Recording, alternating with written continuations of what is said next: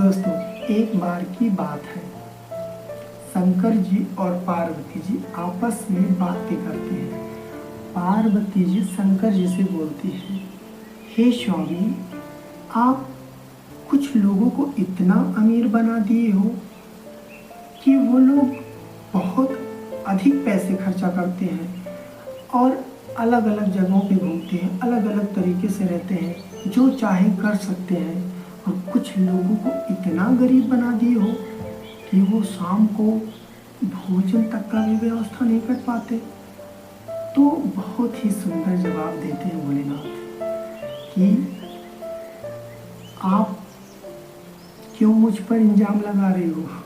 मैं किसी को अमीर या गरीब नहीं बनाता। लोग तो अपने कर्मों के हिसाब से, जो भी कर्म करते हैं उसके हिसाब से गरीब और अमीर होते हैं।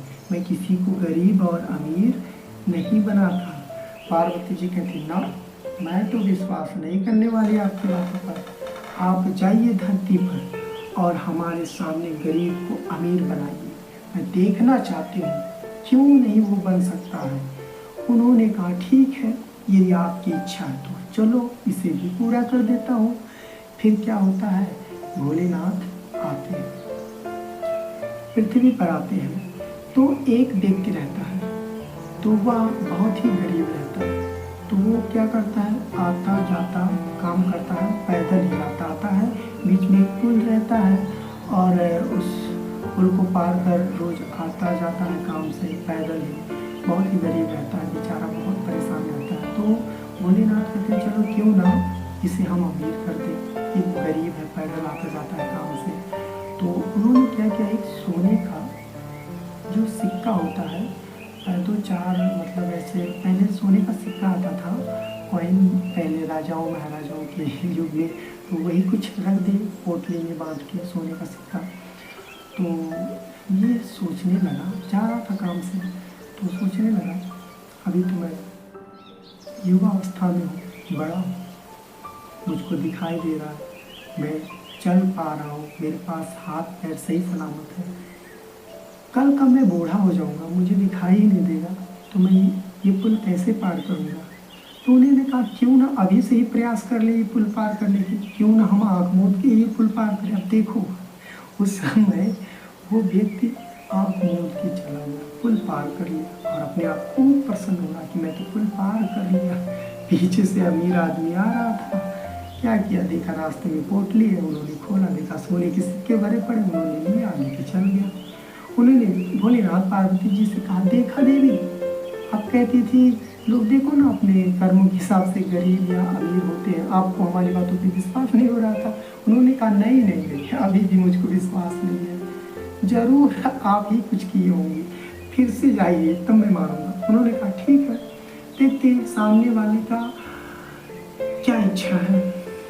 तो उन्होंने अब की बार एक बहुत ही गरीब फैमिली में साधु का वेश बनाकर गए। तो फिर क्या होता है, साधु का वेश बना के गए तो उन्होंने देखा कि इतनी गरीबी है कि उन तक को खाने की भी व्यवस्था नहीं हो पाती थी। तो शंकर भगवान क्या करते हैं, साधु का वेश बना के जाते हैं, बोलते भिक्षाम देहि।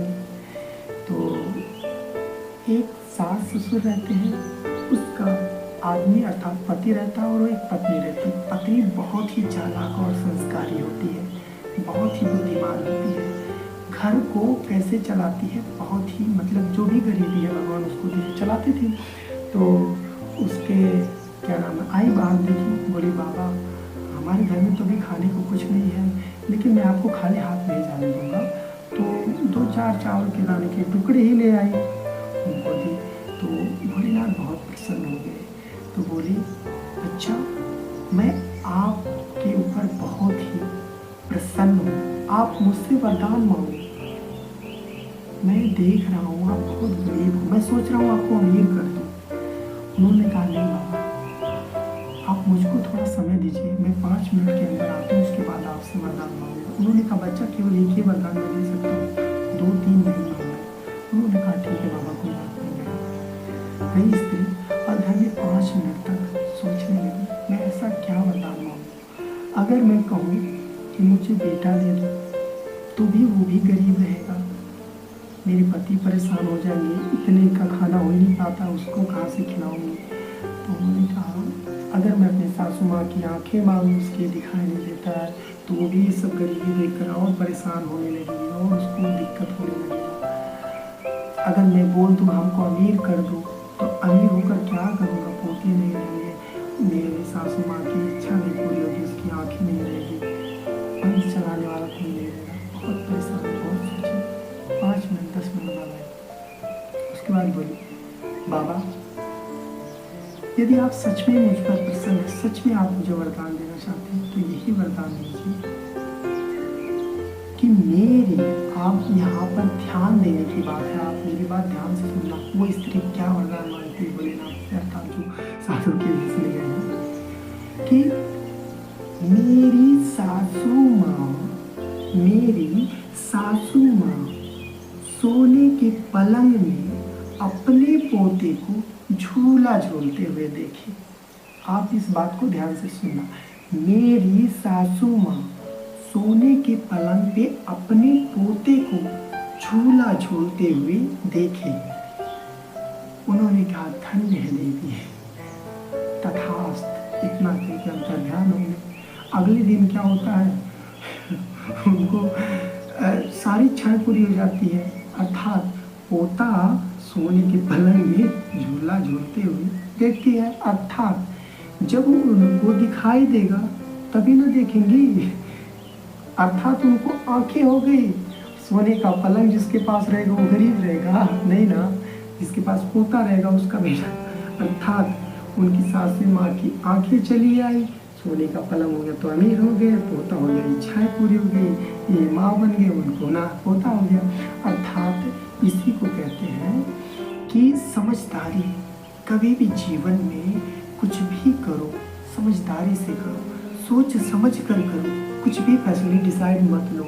ये स्त्री जिस प्रकार चालाकी की एक ही बार में 3 वरदान मांग ली, ठीक इसी प्रकार जब भी जीवन में आपको मौका मिले तो सोच समझ कर कुछ कभी किसी से मौका मिले मांगना। अगर देखो नारी जाति बहुत ही सम्माननीय है, हमें नारी का सम्मान करना चाहिए। कितना समझदार थी, बोलो एक वरदान से सबको खुश कर दे। धन्य हो ऐसी नारी, नारी लक्ष्मी का रूप होता है, नारी का सम्मान करना चाहिए। राधे राधे।